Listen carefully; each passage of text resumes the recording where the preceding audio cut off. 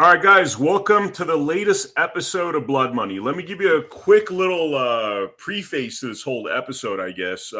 We've done episodes prior to this about how American businesses are treated within China. There was actually a whistleblower episode we did a while back, about 4 or 5 months ago, where we learned through this whistleblower that if you're doing business with China in China, essentially, our citizens are treated very badly by the Chinese government and the Chinese court. So let's say you have a problem within China, Chinese factory rips you off and you sue them within China. They drag it out. They make it impossible for you to ever prevail in their courts. It's literally a waste of time, money. It's too political. They will simply not side with Americans. On the inverse of that, if you're doing business over here with Chinese business people, our courts, apparently, according to this expose we did, they have preference toward Chinese citizens. So you're in a situation here where, as an American citizen, you're screwed if you do business over there. You're screwed if you do business over here with the Chinese, because our courts do not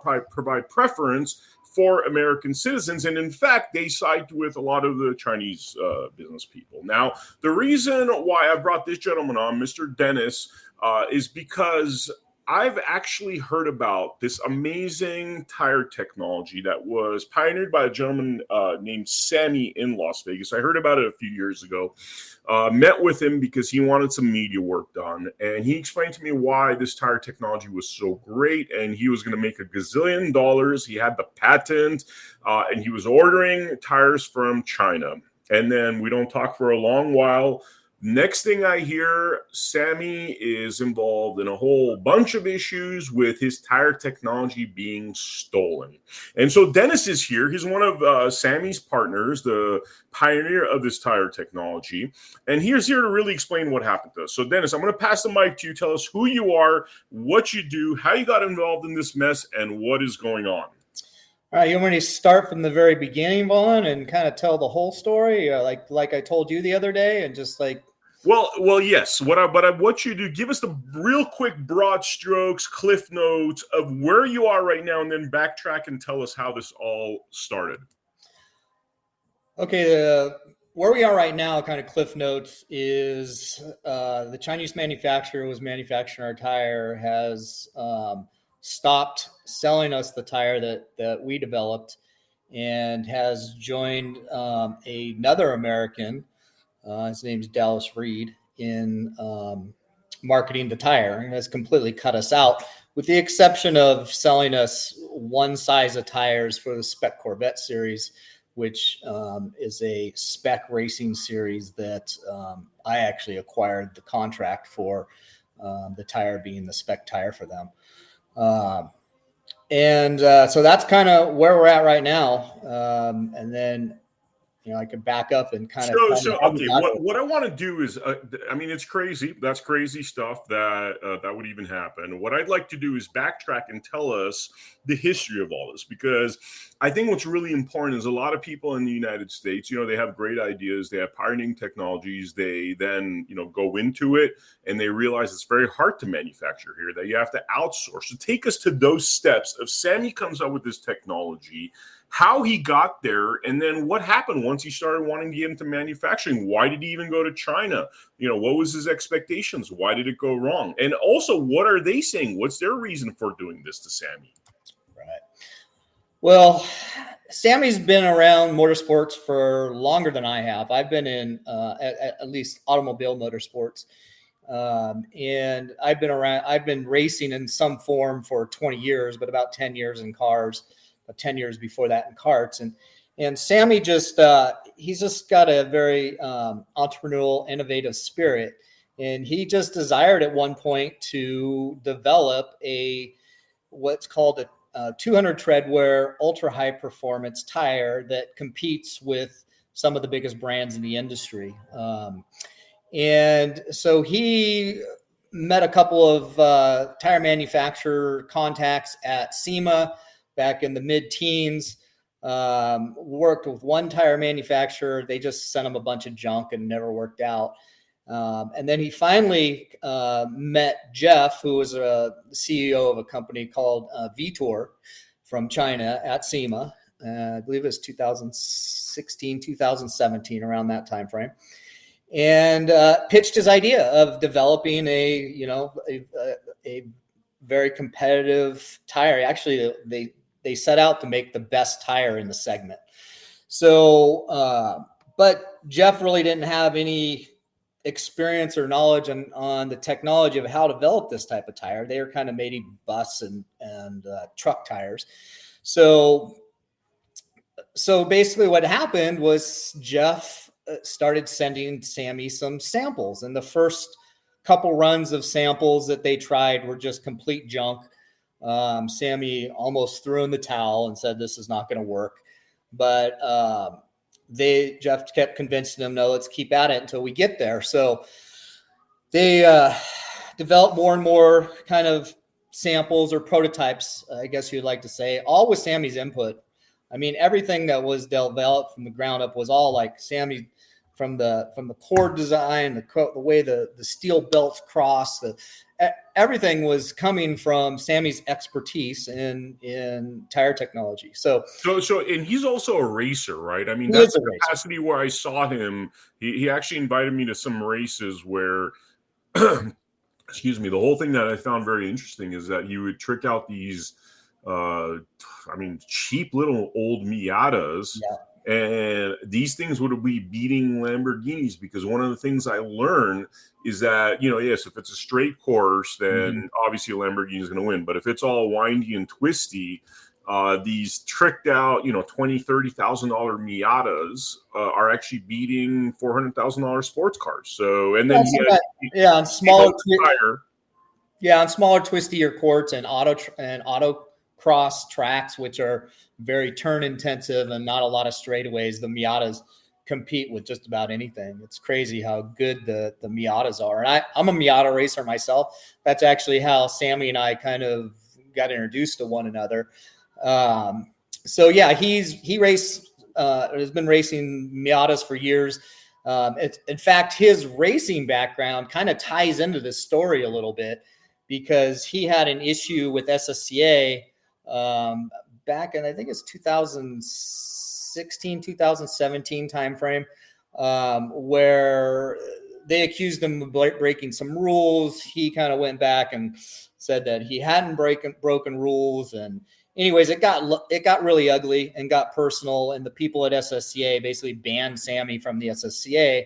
I have to ask this question because I know that this whole controversy's been used to try to make Sammy look bad, right? Which, look, even if you're a bank robber, somebody stealing your patent, there's no, just because you've done something bad in another realm doesn't mean that you could have your intellectual property stolen, right? But what I've heard is two versions of this story, which is that people are accusing Sammy of cheating, but I've also heard the version of the story where he actually wasn't cheating. He was working within the rules, but nonetheless, they were upset because he was being successful. Yeah. Tell me what your point of view is and what receipts you have on the topic. Well, it's almost comical, because racing is known to people to skirt the gray line of the rules to try to gain any little bit of an advantage, and almost any competitive racer has done it in the past, and sometimes maybe stepped over the rule lines. It's not uncommon. If you go to the NASCAR museum in Charlotte, they literally have a whole section of where people have cheated, got caught cheating, and even to this day, even in professional motorsports, people get caught cheating here and there. What is cheating, though? I need to understand, what do they accuse him of exactly? And tell me, in your point of view, tell me the pro-cheating argument and the anti-cheating argument. Tell me both sides. It had to do with control arms, and they accused him basically of manufacturing control arms and that looked just like the stock arms, that allowed him to get more front camber out of the tires. And the camber is when tires are, this is a zero camber. What's a control arm? So a control arm is part of the suspension that connects the wheel to the pivot points. So the control arm has. This is a layman's question. I'm sorry, because I don't understand any of the rules of how this stuff works. it would seem as though getting, cool kind of suspension, unless you're doing like rocket fuel or something that's not customary on cars, would be permissible, right? I mean, how much could you cheat with suspension? Well, there's a lot of every class has a set of rules. And it's one of the things in motorsports. It's kind of crazy. The rules get so diluted over time, because what ends up happening is they find somebody that did something that's on the gray line or just a little bit over the rules, and they make a rule to prevent people from doing that. And they, I have a background with a company here in Southern California. They actually developed the racing series that I ran, and the reason they developed it was that they got kicked out of an organization called NASA for life, because they said that they were cheating, but they really were just following the rules. But they got really, really good, and they're winning a bunch of stuff and pissing people off politically. There's an old saying in racing. I believe Christian Horner from F1 is the one that may be credited with saying this, but who knows? It's probably been said for years. It's like, if you want to get really unpopular in motorsports, start winning everything. The first thing that people think of if you start winning a lot is that you must be cheating. So, especially, I mean, just look, I don't have a lot of experience with Sammy, but I did see him race a Lamborghini and win. I'd be pretty pissed off if I spent $500,000 on a car and then got beat up by some kind of $30,000 hoopty. So I don't know if that has anything to do with it, but it's very hard to kind of like, when you're seeing it visually, you're like, wow, these are all tricked out cars. And then you see Sammy's Miata, it looks like, from like 1992, and he's winning. So, I mean, that's a pretty optical shocking thing. Yeah. It's definitely, it's just a nuance of motorsports. It happens from the grassroots level all the way up to the professional level. So the fact that he got banned from SSCA, and there was so much politics surrounding that, and people at SSCA that just really kind of got a bug in their bonnet, and regarding Sammy it's kind of silly. It's really, when you look at it, silly stuff.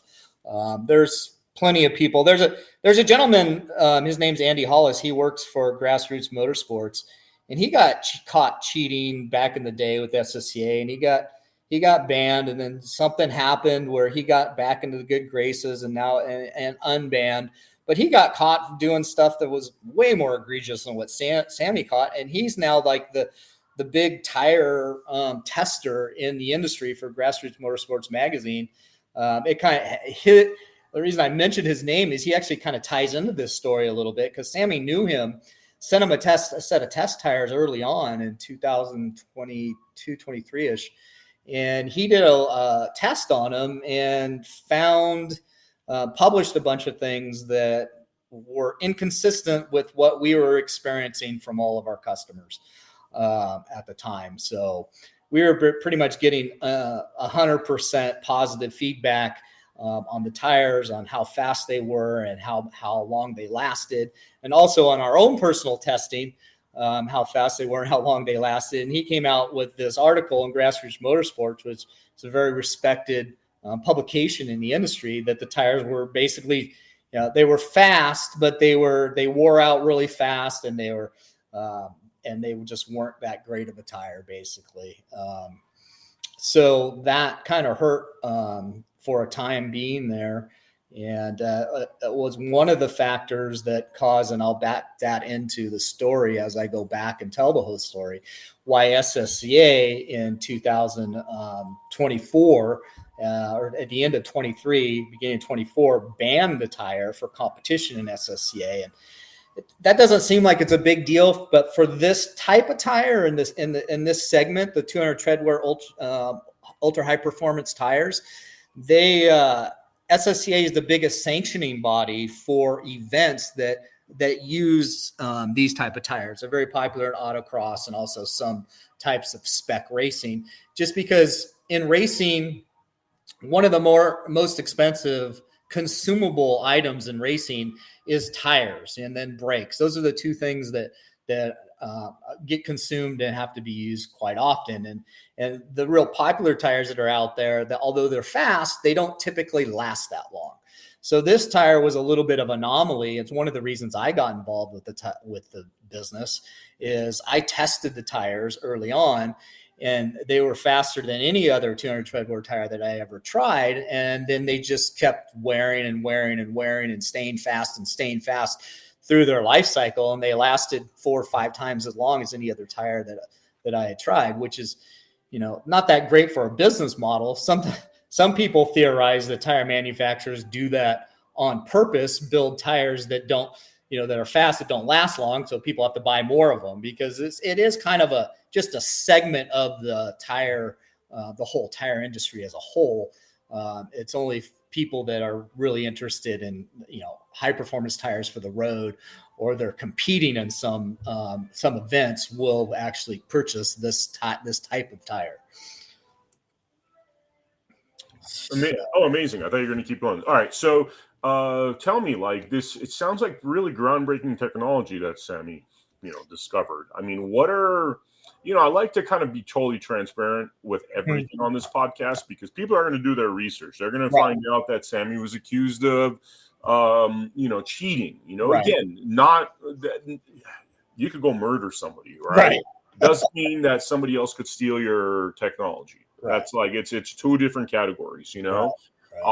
So tell me a little bit more about, like, what is the things they're saying, the reasons why they stole this technology, what's going on right now, how's the sales, where is this right now? Because from what I hear, the tires are selling, it's just selling under somebody else's name and brand.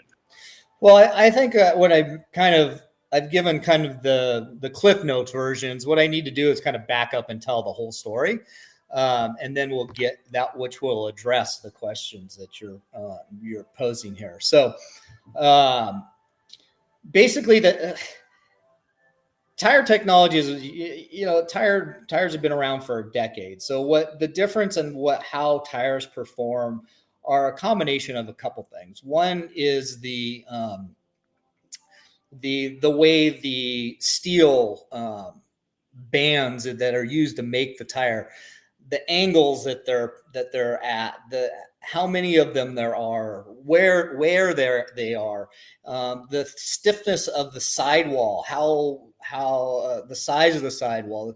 Size of the sidewall is really not a big deal, because different size tires have different size sidewalls, so that's not a huge deal. But the stiffness of the sidewall is a big deal. And then also the compound of the tire, what rubbers are used and how they're mixed together. It's not just like they use one type of rubber. There's usually, synthetic rubbers and how those are mixed together. And that's all ties into the technology of a tire, what makes a tire good or bad, basically. And then also there's other things like the molds that are used and the tread pattern, how the tread patterns are implemented on the tire. So there's a lot of different things like that. And so go back to the kind of the original starting point of my story, when Sammy approached Jeff from Vetour and they started developing this tire. All those things, Sammy had input in the prototypes of building this tire. And, I met Sammy back in 2021-ish. And I just met him through a mutual friend from racing. And we kind of developed a friendship and camaraderie and started talking on a fairly regular basis. And he started telling me about these tires. And so I actually tested the predecessor of the current tire, which is called the P1, which was called the Enzo. And that was probably in 2022, mid 2022-ish. I was kind of helping organize the racing group that I was in, kind of the point man to the event organizers, kind of the intermediate between our racing group and the organizers. So I had a little bit of credibility. I was kind of a big fish in a small pond, if you want to say. So Sammy and I also had some input on the spec tire that would be used for our series. So I started testing the Enzo as a potential spec tire for our series. And it was a good tire, but it wasn't like a standout great tire. I had driven on other tires that had similar performance characteristics to the Enzo. So, Sammy kept working on me and saying, we're coming out with the next version here soon. I want you to test that and see how you like that. So I tested that tire at the end of 2022, and it was the most amazing 200 treadwear tire I had ever driven on. It actually outperformed 100 treadwear tires, which are kind of like a slick. They call those semi-slicks. They're DOT slicks that have just 2 grooves on them, and they're really developed for just motorsports applications. Not even though they are technically a DOT tire, nobody usually uses those for their on the street per se. By the way, I want to throw in something about Sammy here, just to illustrate Sammy's kind of character and personality for people that don't know him. I mean, for the brief occasions where I've hung out with him, literally 100% of the time, and I'm not joking, 100% of the time, the man talks about racing. He is so in love with cars and racing. I felt like, when you're little kids and, boys discover cars and all they could talk about is cars. He never grew out of that stage. Never grew out of it, dude. He went for, I remember one time I went to watch the races that day when I was telling you he was racing the Lamborghinis and stuff. Right. And I was so exhausted, 6, 7 p.m. because you're breathing in these fumes the whole day. Mm-hmm. And frankly, if you're not into racing, it's a really shitty experience. I mean, I'll be straight with you because you're for anybody that's been to like a gas station or a mechanic shop and there's fumes. I mean, it's like being stuck in that times like 1,000, right? And I felt like crap because all I'm breathing in is crap the whole day. Yeah. And Sammy decided to skip dinner so he could go go-kart racing. Yeah. And I was just like, dude, I'm going to kill myself if I see another car, okay? Like, I'm out. I'm going back to the hotel. But that's Sammy. I got to appreciate a man with passion. And obviously he's passionate, and that's how, people that are very tunnel vision are the ones that invent those kind of cool things. Yeah. He's very passionate about motorsports. So he got some samples of that P1, the latest generation of the tire that has become so popular at the end of 2022. I tested that tire, went faster on it, liked it better than any 200 treadwear tire I had ever driven on. And I'm like, okay, maybe there's something here.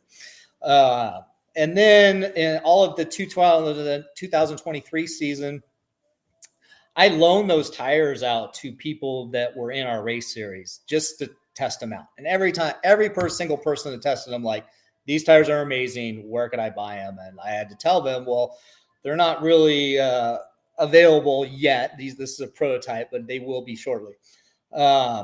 So my interest continued to peak, and as time went on, I actually used the tires at the end of 2023.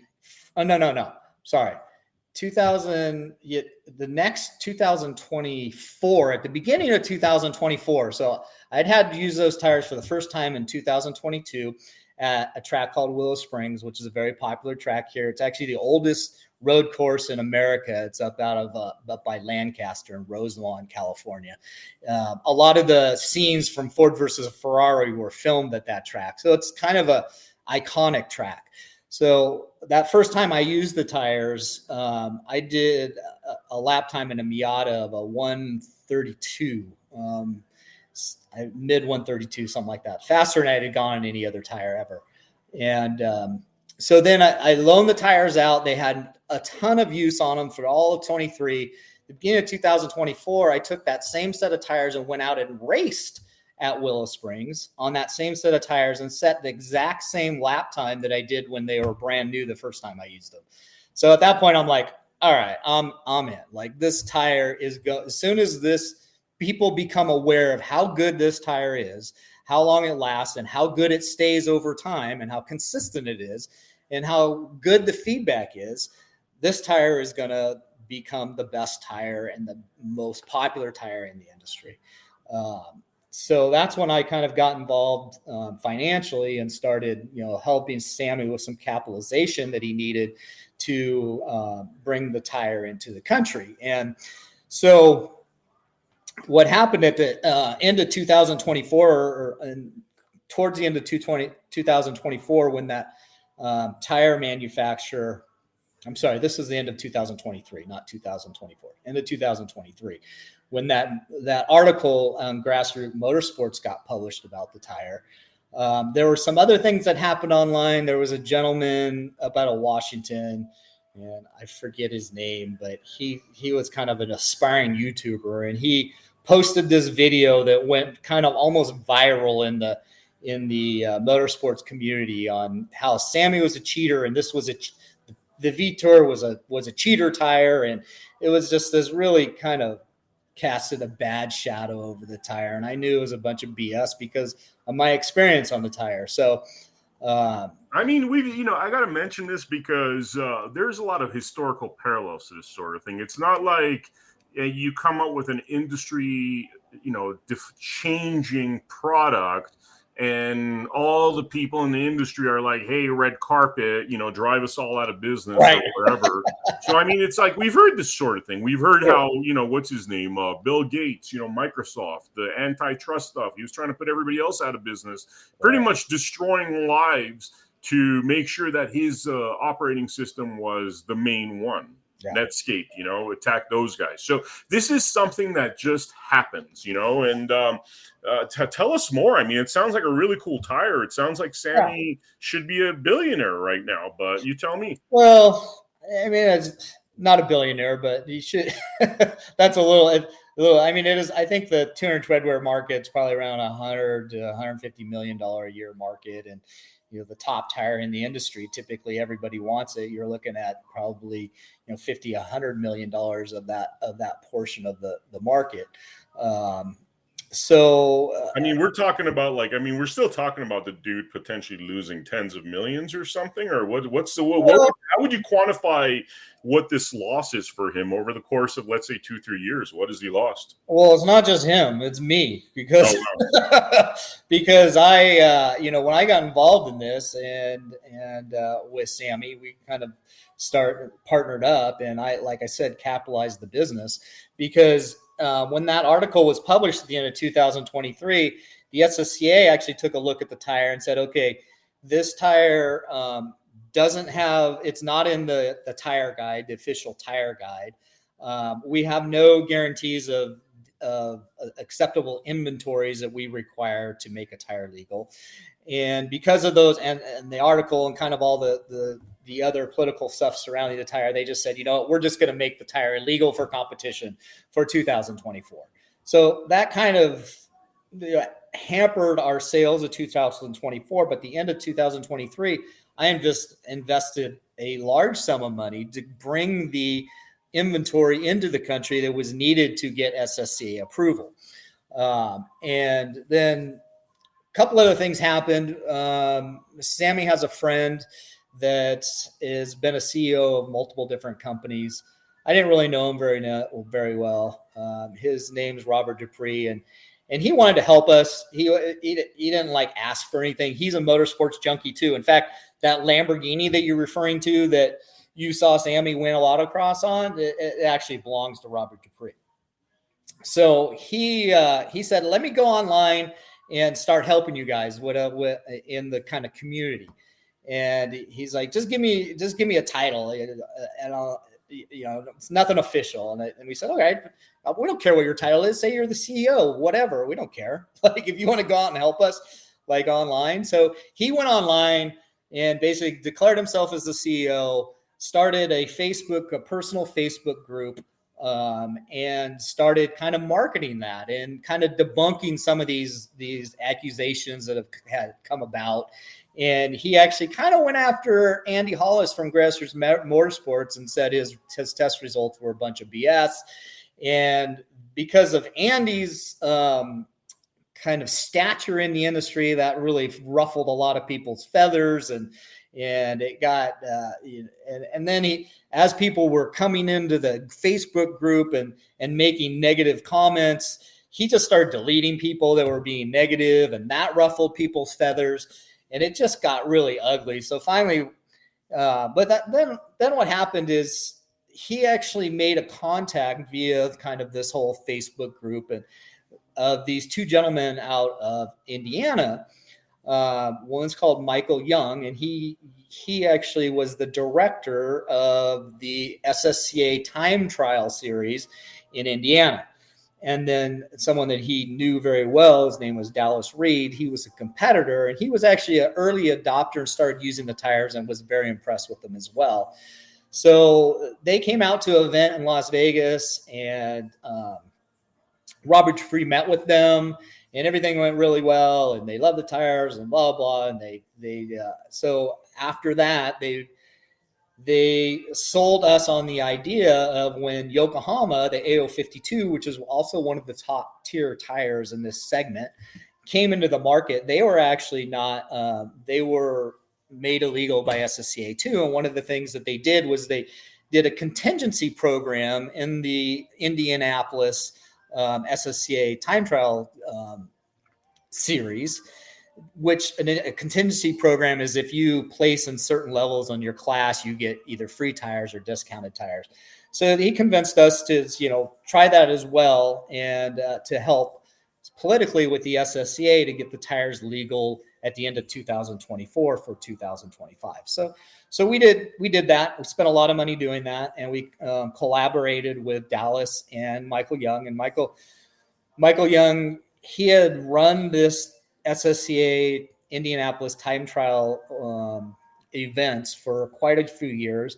So he had a lot of political connections within the SSCA, who was also headquartered in Indianapolis.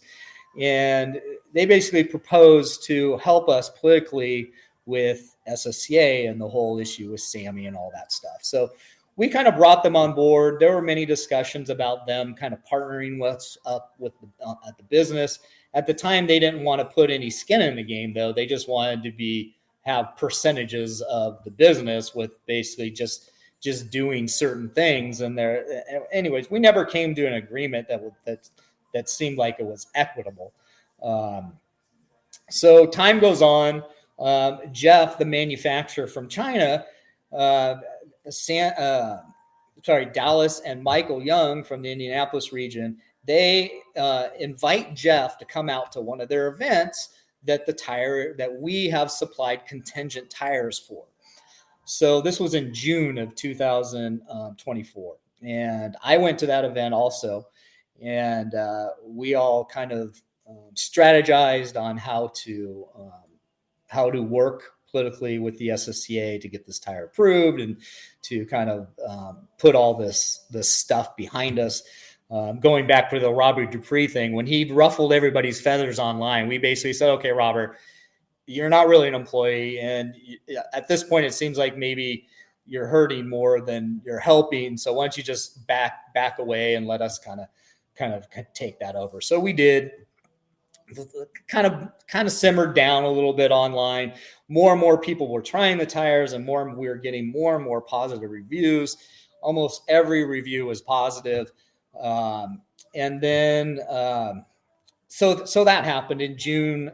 We actually had an online meeting with the SSCA brass with Michael and Dallas. I was at that meeting. I kind of stayed in the background because at this time, because I helped with that organizing that racing series. I politically within that series, I kind of just wanted to stay a silent partner at the time. I just I don't really need to be the guy that everybody knows as the VTOR guy.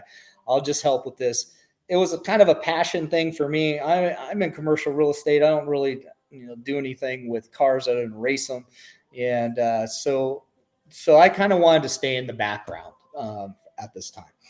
And so Michael Young and Jeff and Dallas Reed all this video conference with some of the people at SSCA, and then we met and had a dinner with, and I actually did meet another kind of somebody that was high up in the SSCA, and basically the gist we were getting from the SSCA is that they're only going to legalize the tire if Tire Rack starts carrying the tire. And the reason for that is Tire Rack is the largest distributor of distributor. Yeah, that's correct. First time distributor of tires in the country. And they are a sponsor they're the main sponsor of SSCA. So typically if SSCA was going to make a tire legal for their competition, they want Tire Rack to be carrying that tire. It's kind of like they scratch, their back and they scratch each other's backs. So that's kind of how that works politically. So we had actually given. Man, I got to say this whole world sounds like, it sounds so political. You mentioned political like 10 times. Crazy. I had no idea. Yeah. It doesn't sound like, hey, I make the best tire. It almost sounds like, hey, I make the best tire. And then you got to deal with a bunch of BS until you could actually be successful with that tire. Totally. And if SSCA, then in 200 treadwear ultra high performance tires, if the SSCA doesn't legalize your tire, you're going to sell a fraction of what you're going to sell if it's legal. It's just the way that it works. So they have some political, political sway, and almost somebody I know refers to them as the tire mafia. So I'll leave that. It's kind of funny, but not funny at the same time. So anyways, one thing leads to another. That thing happens in June. Dallas Reed becomes one of our best distributors. So we bring Dallas Reed on board. He knew full well that we had an exclusivity contract with Jeff. He actually signed an NDA with us. And he started his website called VTORP1.com, and we allowed him to do that he's a distributor. He'd be buying all of our tires from us. And so all that was going well. He was selling a lot of tires. We started selling more and more tires, but everything was going through us. And then Sammy knows a gentleman that owns Phil's Tire Service out of New Jersey. And they are probably the second biggest distributor of racing tires. They exclusively focus on just racing track day oriented tires. So we started talking with him, and he also knew that we had an exclusive with the manufacturer. And he entered a contract with us actually and agreed to purchasing a container of tires a month from us. And he ordered his first, I forget exactly when he ordered his first container. I think it was towards the end of 24-ish. Actually, maybe mid 24, he ordered a container of tires, started selling them. So, and that was a big feather in our cap of getting them SSC legal as well. But even though Tire Rack had tested the tires, we were hearing rumors that they were not happy with kind of all the political stuff that happened online with Robert Dupree and Michael Hall and Andy Hollis, and just kind of all the rigmarole that kind of boiled up online and people being mad and this and that. It was just a bunch. It was just an S show. I know this is a podcast. I could probably say shit, but it was a shit show. It sounds like so much drama, but like so much drama, a lot of pageantry, but like totally. Legality-wise, I still don't understand why Sammy's having his technology robbed. Yeah, so there's no really legality-wise through this development process that he went through with the tire manufacturer. They signed 3 different exclusivity agreements that stated not only it didn't just state that that's the exclusivity on the P1 tire, it stated exclusivity on all of VTOR performance tires sold in all of the Americas, not just the United States, and all of South and North America. We would be the exclusive distributor, and anybody who wanted the tire would have to go through us, and we would kind of distribute them from there and get a cut of all that. And Sammy never, because VTOR did have to invest quite a bit of money to develop this tire as well. They claim $5 million they invested. So Sammy said, okay, well, just give us the Americas. You can have the rest of the world, was kind of basically the agreement. And they did sign 3 different exclusivity contracts, which was really the linchpin of what got me involved in the business. Like if it's just a good tire and that like anybody could come along and steal it, like I wasn't interested. Right.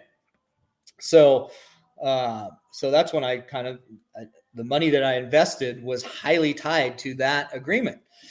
So anyways, going back to kind of the story in 2023, Michael Young and Dallas Reed kind of started making some inroads at the SSCA, and Dallas approached us and Jeff and said, hey, I need a title to kind of work within the SSCA political structure to get this tire kind of pushed over the finish line for approval. So he again was one of our best distributors, knew we had an exclusivity deal. We had no reason to believe that he had any ulterior motives at the time. So we're like, give yourself whatever. We're kind of like what we did with Robert Dupree. Give yourself whatever title you want. So he's like, okay, how about marketing director? And we're like, oh, take marketing director. And he talked with Jeff, and Jeff's like, yeah, I'll give you the marketing director title. And so, but as soon as Dallas got that title, we started noticing kind of in September-ish of 2024, we started noticing Jeff acting kind of hostile towards us, and started saying things in the effect that, our team has really put a black eye on the tire in the industry. And I talked to Dallas. I'm like, Dallas, you got to thwart some of this stuff. He's like, well, I'm not going to lie to Jeff, and I'm going to tell him the truth. And I'm like, yeah, but like all this stuff is just, like you said, drama and politics. Like, and I can kind of see like Dallas starting to politically make moves with Jeff. And then what happened in October is we went to place. Jeff started putting a lot of pressure on us to order more tires. And at the time we hadn't sold out of our tires. So we had met all the demand, the current demand that we were experiencing. And, but Phil's Tire Service was starting to order containers from us, and Dallas had ordered a half a container to that point.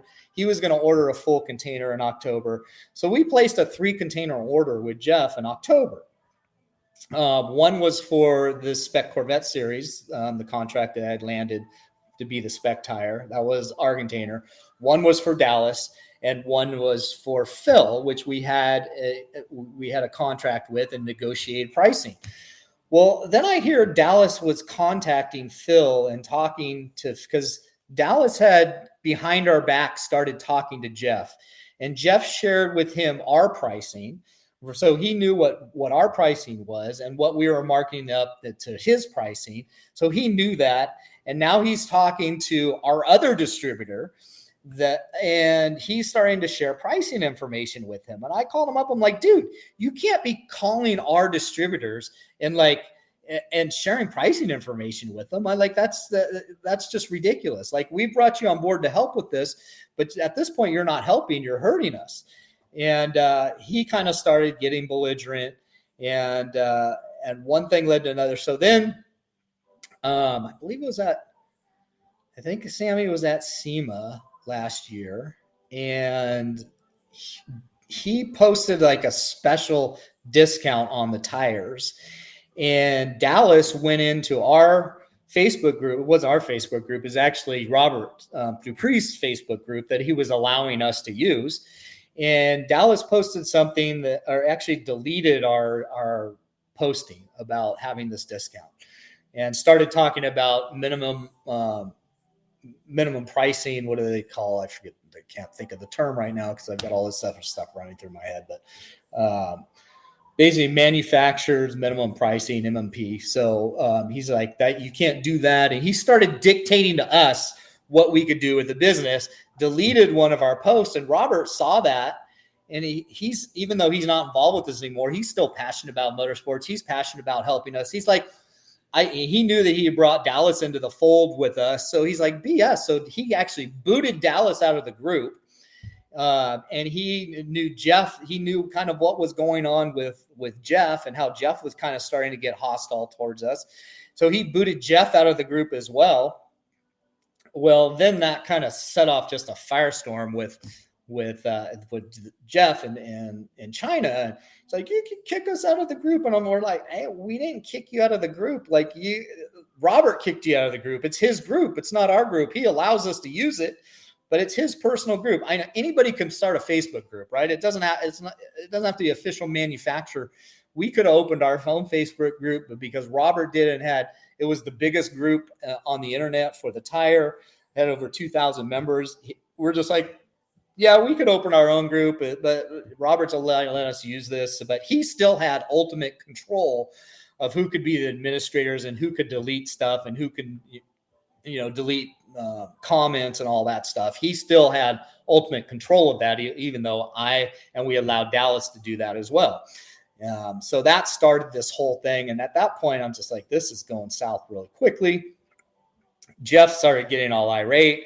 He's like, if you don't reinstate Dallas and me into the group, you guys you're gonna find that we're not gonna sell to you anymore. And he started giving us these ridiculous order quantities, like giving them $1 million of deposit so that we can maintain our exclusivity with him, which is ridiculous. No American company or individual is going to send $1 million to a Chinese company for future orders of something. It was just becoming increasingly obvious to me that Dallas had meddled politically with Jeff, and we should have never allowed those two to communicate with our supplier and our number one distributor. And by the way, I got to mention something here. This Blood Money episode we did, the whistleblower expose about how it is dealing with Chinese manufacturers and all the shenanigans that they do, is almost essential viewing for this topic, because everything you're saying, we've already dealt with that. And the issue is that the U.S. government and our courts doesn't provide refuge for Americans, because they can't fight it over here. They make it really hard. Mm-hmm. They can't fight it over there. Yes, you have a better chance over here, and I think this is where this is going, that you guys need to find a great lawyer. I'm hoping this gets out to great lawyers, because this is a great case. I mean, we're talking about millions that are being left on the table, that intellectual property that's been stolen, a bunch of rumors and conjecture that have nothing to do with your ownership of the intellectual property. Yeah. So, yeah, I hope you guys find some good lawyers to take. We're working on it. We haven't got very actually a lawsuit has been filed. No one's been served yet, but they should be served here shortly, because they're not responding. And when we filed the lawsuit against everyone that's involved that is selling the tire in the States. So Dallas Reed, Tire Rack, Phil's Tire, and those are the three main one, I believe, that the lawsuit's going after. So even Tire Rack knew that we had the exclusive distribution rights as well, because Sammy had sent them test tires, and they test them. They knew how good they were, because we had heard through the grapevine that they liked the tires, but they were just kind of waiting to see how all this political stuff kind of fleshed out before they started carrying the tire. Actually, and I have to be really careful, I think, what I say here, because it's hearsay, that we never got direct confirmation from either Tire Rack or SSCA. But what we heard was that they weren't going to, Jeff actually told us this, Dallas told us this, Michael Young told us this, that both the SSCA and Tire Rack were not going to, SSCA was not going to legalize the tire, and Tire Rack was not going to carry the tire unless America's Vitor Tire, which is Sammy and my company, didn't exist anymore. That was out of business and wasn't distributing the tire anymore.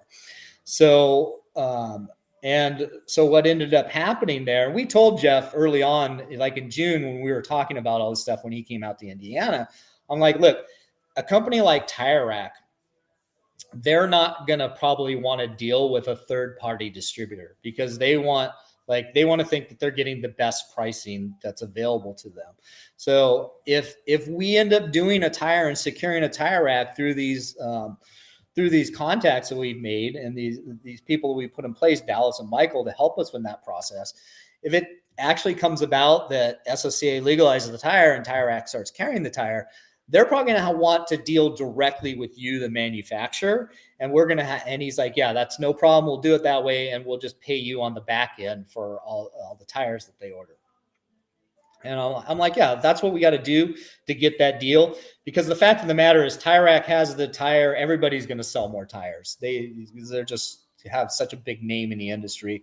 They always test tires and put great tests on their website. So that was kind of an understanding that Jeff had and we had. And Jeff at the time said, you and Dallas, you and Sammy and Dallas and Michael should develop like a corporation in the United States with the four of you. And I said, yeah, that's a possibility. And we continued those talks with Dallas and Michael. But again, they didn't want to put any skin in the game for the tire to get tires here. They just wanted half of the company for potentially what they could bring to the table. And we're like, no, we've got a ton of money invested in this. And one of the biggest issues with this, with this type of business is cash flow. You've got a lot of inventory you got to carry, and the cash flow becomes an issue. So that kind of just goes by the wayside. Then all this crazy stuff starts happening with Jeff and Dallas. That 3-container order we placed in October, they basically mid-October came back and said, we're only sending you the spec Corvette tires. Well, the deposit that we had given was for the 3 containers exceeded the spec Corvette tires by $60,000 plus. So they never gave us any kind of indication of how they were going to address that deposit. And we're like, you need to send us the containers that we ordered at the price that we ordered them at. And they're like, no, we're not going to do that. And then it started getting uglier. And they're like, well, we're going to post a letter online that you guys are no longer as authorized distributors. And we're like, well, I wouldn't suggest that you do that because you've sold us a ton of tires and we have a ton of inventory. And the only reason that it's even a possibility that SSCA is going to legalize the tire is because of our efforts, what we've done, bringing Dallas on board, getting the tire in the tire guide, placing the orders of multiple containers, hundreds of thousands of dollars worth of containers to get the inventory in the country to make it even possible to be SSCA legal. All those things we did, and they still threatened us with that. And then they went ahead and did it and posted online that we are no longer a authorized distributor, which really hurt our sales. Our sales were ramping up, and then that hurt us. And then Mike. So we think what happened was Dallas worked politically with Jeff, the manufacturer, and defamed us. Got him on his side, thinking that he's like the savior of the tire, and he was doing a lot of marketing stuff for us on kind of our bequest and us bringing him into the fold. That's the reason we brought him in, is to do those things. And him being our distributor, we encouraged him to do those things. But then he started turning it around to Jeff that he was the reason all that stuff happening, and we're the reason that Vitor has any type of bad cloud surrounding it. And they posted this thing online, and it just got really ugly. Then Jeff didn't fulfill those 3-container orders. What he did was even though Dallas had actually given us a deposit on his container, Phil's tires, because Dallas was talking with Phil, stopped returning our calls and was dealing directly with Dallas and Jeff on the container that we were ordering for him, his next container. And it just started all going south. And Jeff's like, I'm not sending you those containers. I'm sending them directly to Dallas, and I'm sending it directly to Phil, and I'm dealing directly with them and basically cutting you guys out. That alone cost us probably over $100,000 at least. And then we also had another series, autocross series called the Racing Bird series. He's kind of a big autocross promoter in Southern California. He used to run all of his events at Auto Club Speedway. When that closed down, Sammy actually worked with him to start the series back up this year in Las Vegas. And we went to Jeff and said, hey, this is going to help us with getting the tire legalized with SSCA, because he has got a lot of contacts in the industry as well. And, what we need is like $20,000 an event for 4 or 5 events. And we need you to commit to that. And he's like, yeah, no problem. We'll do that. We'll just take it off containers that you order. So we came out of our pockets $40,000 to sponsor the first 2 events. And we're not getting, now he's not selling us the containers. We were figuring we were going to get $20,000 for each one of those 3 containers that we were ordering to get our, investment back on that. He took that, pulled the rug out from underneath us on that, and just decided not to deal with this. Now, in the meantime, they're trying to negotiate a deal with us, and is that they would give us a very small royalty per tire. And when we did the calculations based on kind of historical royalty deals, it was about half of what normal royalty people get in a royalty deal. So we're like, yeah, we're not opposed to that, but because of what happened, we're like, we need a minimum amount that you'll pay us on royalties, no matter how many tires you sell. And then we need the amount per tire that you're giving us to increase substantially to bring it more in line with, typical deals of this nature. They would never do it. They would never do it. And Sammy, looking back on it, I think was right. He's like, we're never going to see, like, we make that agreement, we're never going to see $1 of that money. And I think he's probably right on that. So we never came to an agreement with them. We actually hired legal counsel to give us some advice at that time. And he said, look, if you guys have placed an legitimate order with them, he looked at all of our 3 consecutive exclusivity contracts. He's like, and you placed an order with them, sent money over there, and they're holding your money and not fulfilling your deposits. He's like, that's pretty much a slam dunk with any court. It will be able to get an injunction against them to stop any Vitor tires from coming in the country. And we told them that, and they kind of said, well, basically said, pound sand, go ahead and try it. And so anyways, move forward. The Blood Money episode that people should check out as a companion piece to this. So all of this makes sense because it was actually a lawyer that was explaining some of these conundrums you're talking about, and how this has gone down.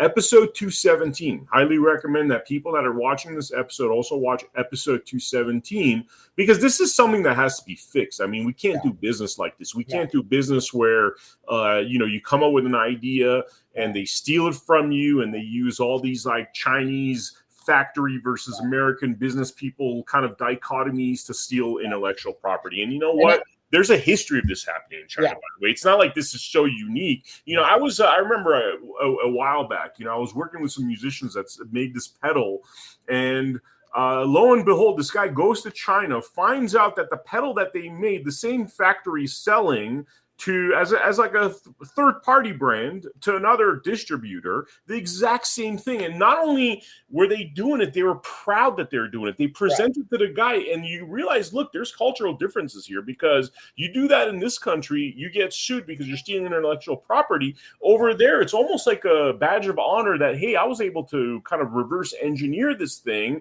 and look at, and they don't think, hey, you're being robbed of millions, Well, what they do also, and to kind of back up on the point you just made, I was aware of that type of thing happening with Chinese businesses, and so I was skeptical of getting involved with the Chinese business, but because of the relationship, the 7-year relationship that Sammy had with Jeff developing these tires, and the consecutive exclusivity contracts that he had, I said, well, maybe this guy's different.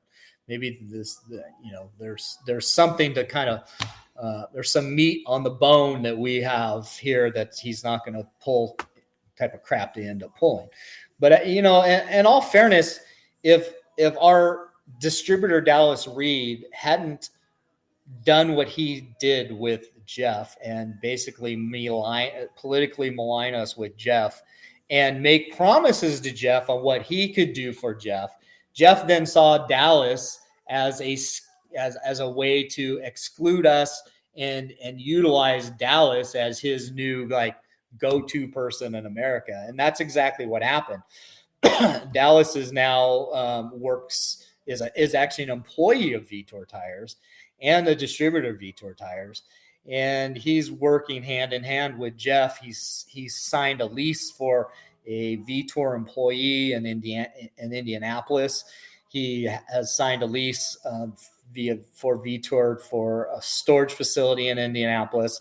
The whole time we were telling Jeff when we met with him in June of 24 that, you know, really the business model you guys need to have a warehouse here that you're inventorying tires that we can, you know, sell to all these smaller shops. And so we're not having to inventory the tires, and you guys need to kind of be the inventory. That's how all these other companies do it. And he kind of one time said he would do that, but then he came back and said he wasn't going to do that. And it is just such craziness.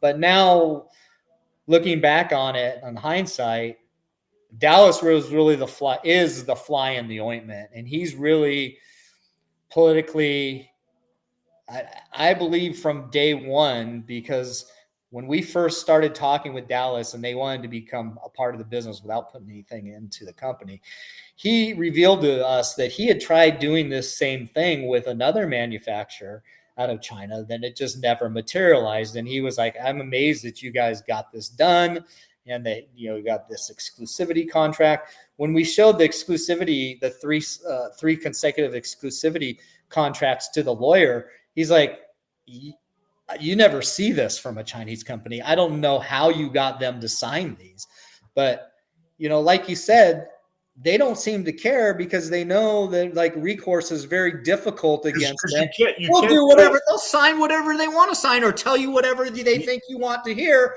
And then you go out and spend a bunch of money to build the product, and then they screw you. This is why I think this is so important to talk about, is because they'll screw you over there. There is grounds here where you could win. It's just like they get treated so much better here than we would get treated over there, right?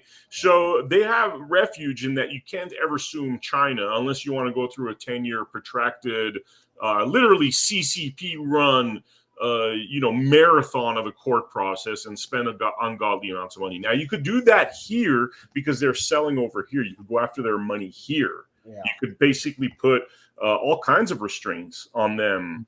Even go into their bank accounts if it's proven that they don't own the intellectual property. So you guys got to find a great lawyer that has some balls, which, you know, as somebody that's gone through similar aspects of corruption, which was international news just 8 months ago, as it's not easy. It's not easy to find lawyers that would be like, you know what, like I'm going to put in what would be billable hours, probably, you know, $250,000 to go fight this well-funded bad guy, you know? So I hope you guys find somebody that'll fight. We did find a lawyer that has a lot of contacts and has done a lot of work in China and Asia. And he's pretty good.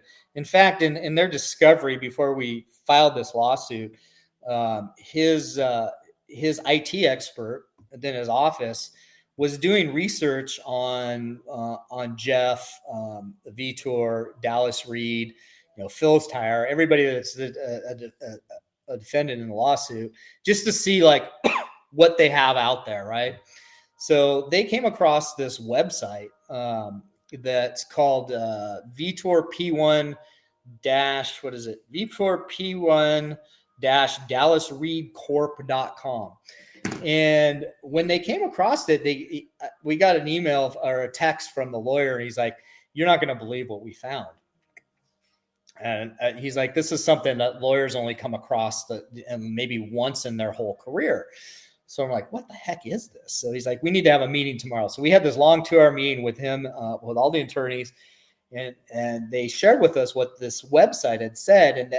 And they didn't know who built the website, because there's whoever registered the website registered it under secrecy.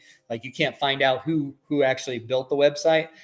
But the IT expert that found it, they're like, this looks like Dallas built this website as kind of a way to ease his conscience and use it as almost like a journal of what he did. And I looked at it and I'm like, yeah, I have a hard time thinking like Dallas could have built this. Maybe somebody else that knew kind of this story built it and had something against Dallas and built it. I'm like, I don't know. And the attorney's like, well, we've done all our due diligence to find out if it's who owned it. And I actually called up some people like Robbie Dupree and Rob Bird of the Racing Birds company, because when this whole thing went down, we had to cancel the contract with him. And I went down a list and contacted a bunch of people and say, hey, did you guys build this website? And they're like, no, we had nothing to do with it. And the lawyer's like, well, we're going to at this point assume that Dallas built this and he didn't know that he built it. Or he didn't know it was live. I guess I'm not a huge IT guy. I guess when you're building a website, you can kind of build a lot of things and not make it live. But if you click a certain button or you don't know that button's been clicked, it's live and you don't know it's live. That was their theory. I mean, the website's crazy. People can go to it and read it. It's basically a confessional of what actually happened. So if Dallas didn't write it as a journal, it could read as a journal because just about everything in it is actually very close to what happened. Well, okay, yeah, send that to us, and we'll include it in the descriptions below. Man, this was actually really great information. These are issues that we need to figure out in this country. And these are, the way we look at things is our issues are microcosms of the bigger issue, right? A ton of business people are getting ripped off because there's no what's called reciprocity between the United States and China, right? That has to be fixed. And I hope you guys find the right kind of representation. Is there anything that we haven't talked about that's worth mentioning before we wrap up this episode? No, I mean, we have this lawyer that we've retained that's doing this, but we're paying him, and legal fees keep racking up. And we do have one lawyer that's talked about doing it on contingency. So I don't know if there's any lawyers that would want to take this over on contingency to kind of help us on the legal costs. But we plan on taking this regardless. So like the contingency, that's why I keep mentioning the lawyers. So the contingency thing is not an issue. Like you guys are going to pursue this regardless. Yeah, we're going to pursue it. Sammy's got his life invested in this, so he's not letting it go. I've got a lot of money invested in it, so I mean, it sucks. I'm going through the same thing. Suing Riverside County, the sheriff's department. They got all the money in the world from the taxpayers. Like, this stuff is not easy, but you have to because otherwise it's just, the word gets sent out that, hey, it's okay to, trample all over people's rights, their money. And that's just not that's the furthest thing from America first. You know what I mean? That's like, if we're going to build this country, we can't allow people to rip off our technology and enrich themselves. So, yeah. Yeah, it's really disconcerting. What's, somewhat as disconcerting as Jeff doing this is there's American that played us to pull this off as well. Somebody that we befriended, that we brought under our umbrella, that was our best distributor, that was somebody we were treating well, and he turned on us and manipulated the situation for his own self-interest. And I think looking back on this website, and who knows who the heck built it, whether it's Dallas or somebody else that knows Dallas and knows the situation, I don't know. It's like, I think he conspired from the very beginning to do this, and he did it in a very calculated very manipulative way. I mean, he befriended me. He let me drive his car when I went out to the Indy for that time trial event, which was kind of funny. I drove his car at the track for the first time I'd ever driven a Corvette C8. And it was his car. And on very used set of P1s, I went out and set the track record at a track I'd never been at a car I'd never been in. And so that was kind of funny. But, we joked around about that. And I think he's gone out now and maybe set a little bit faster time that I'd put down. But, we tease each other about that. I actually invited him in October of last year. He flew out here to California and drove one of my Miatas, an endurance race out at a Chuckwalla Raceway out between Indio and Blythe off the 10 freeway. Organization called Lucky Dog Racing that hosts endurance races. He came out and drove one of my cars, and we hung out for the weekend. And it was right before all this stuff happened. It's funny. It's like we've done a lot of politics. I mean, people that know the America Happens Network and the Blood Money podcast know that we're very, very involved in politics and political corruption. This sounds like literally identical to some of the stuff we've heard. I mean, it's like just another slice of political corruption from the sound of it. Yeah. Yeah. And now, I don't know how it's all going to pan out, but, Vitor, if they don't at least, I mean, we're not being extremely greedy. We're kind of just saying, hey, retract that letter that you posted online. Continue to sell tires to us at the best price that you're selling to anybody else's tire rack or Dallas or whatever. Give us a small royalty on all tires that aren't going through us, and let's go and sell a bunch of tires. I mean, we've built now a network of followers to America's Vitor Tire, to our company. I mean, Spec Corvette buys their tires exclusively through us. We have a network of influencers that in the motorsports community that are using our tires and putting our stickers on their cars and posting about their success with the tires. I've got a friend, Jesse Uwigi. I don't know. I always mispronounce his last name. He owns a NASCAR team with who's the big Emmett Smith, the big running back out of Dallas. They own this team together, and he used to drive, but now they have drivers. I think he still drives occasionally. I've known him for years, just from the Southern California motorsports scene. Really good guy. He's a Navy guy and played football for the Navy, and it's just a really big go-getter. Has really built quite a little following for himself, and he drives also cars that on track, and he has kind of a little YouTube tape channel. So he's promoting tires for us. So we've got a good following, and we could sell a decent amount of tires. Listen, I'm not trying to retire off this. I've got plenty of assets, and I'm going to be fine.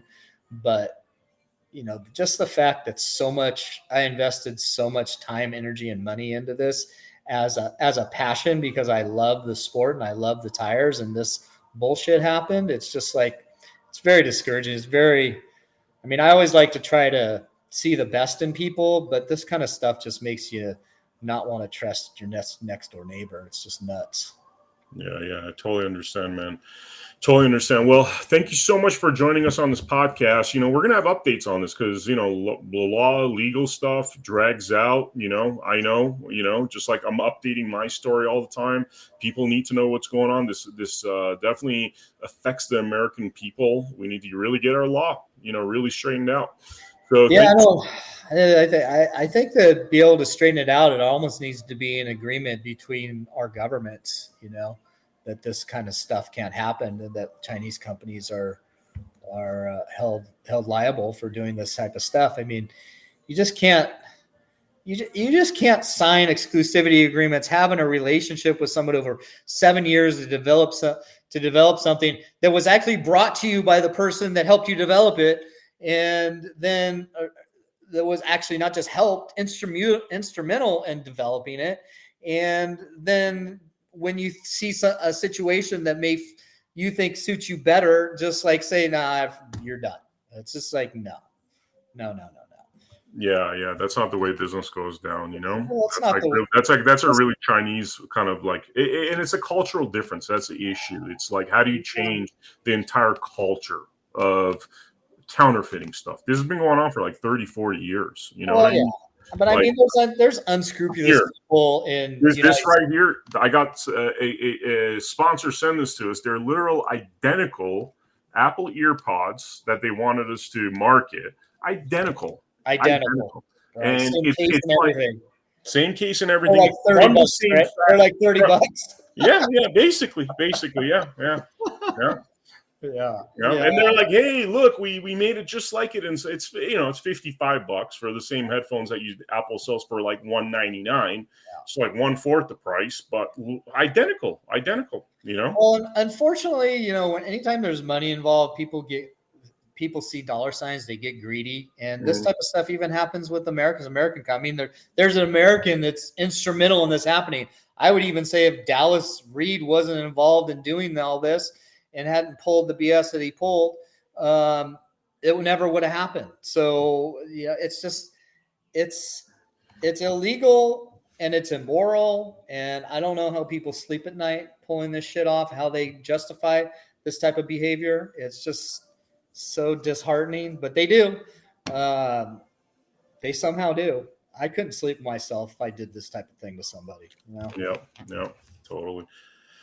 Thank you so much, Dennis. I really appreciate your time, man. We look forward to updates in the future. Go out there and win this one. You know what I mean? There's going to be a lot of American businessmen that are going to thank you guys for the precedents you're going to set here. Yeah, and if you know any other podcasters or any other influencers that may see this that want to, help get this story out, I think that's the more outlets that we have that will kind of publicize what's going on with this, may turn attitudes around and may change things. So, all righty. All right. Thank you so much, guys. I will see you all on the next episode of Blood Money. Make sure you check out AmericaHappens.com. We just relaunched our new site, and I will see you all on the next episode. Take care.